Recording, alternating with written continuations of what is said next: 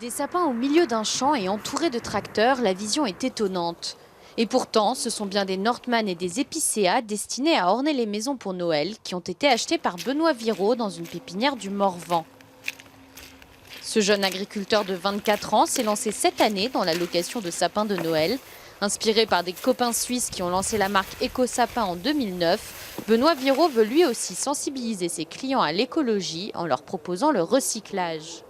Encore des sapins qu'on vend en France sont une fois utilisés, on les jette, on les met à la déchetterie ou ils sont morts. Donc là, ça permet de les réutiliser derrière jusqu'à une certaine hauteur.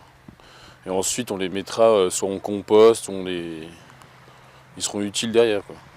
Une fois le sapin emballé, destination le client. Benoît Viraud livre aujourd'hui en Bourgogne, mais aussi en région parisienne et même dans la capitale, ici dans le 11e arrondissement. Bonjour, Coursier Nashwok. Le sapin est déballé et mis en pot, prêt à être décoré.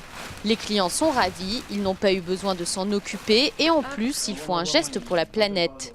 Lorsqu'elle avait un jardin, Elodie a toujours replanté son sapin chez elle. Mais depuis qu'elle habite à Paris, ce n'était plus possible.